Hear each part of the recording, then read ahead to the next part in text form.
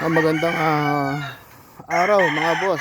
So papakita ko lang sa inyo yung mga gagamitin nating materials this coming breeding season 2023-2024. So ito nga pala yung original broodcock ko na Golden Boy sweater from AEJ Game Farm.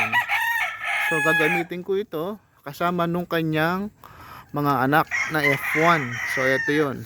Kasi kailangan ko rin ng pambackup na broodstag.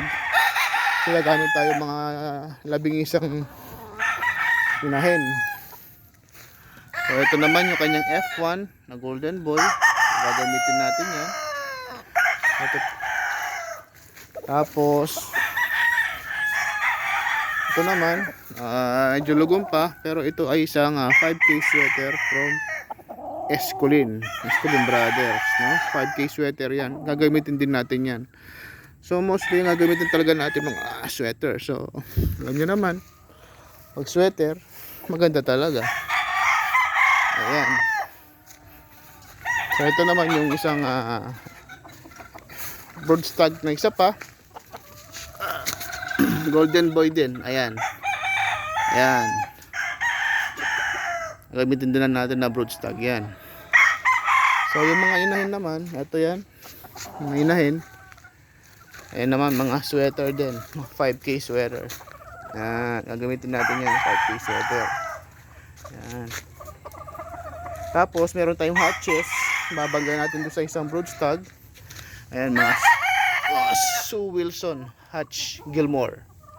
Yan. Mga gagamitin natin this coming local breeding and national breeding. Yan ay mga Sue Wilson Gilmores. Ayan. Sue Wilson Gilmores. So ang target natin ngayon, at least, ayan pa, Sue Wilson Gilmore. At ito, sweater Boston. So ang target natin ngayon is at least makapagpalabas tayo ng 50 heads to 70 heads para makapagpawimban tayo ng WPC. Kasi nagbabalak din ako sumabak ulit sa WPC. Kasi ang banding sa WPC, at least may 50 heads ka. So pipilitin natin mahigit 50 heads ang ating ibibreed ay may palabas na lalaki. So ito nga pala yung update natin sa manukan ngayon. Actually marami na kasi nabenta rin mga stags ko. Stags. Ayan lang muna. Stags. Ayan. Makikita nyo may damo na.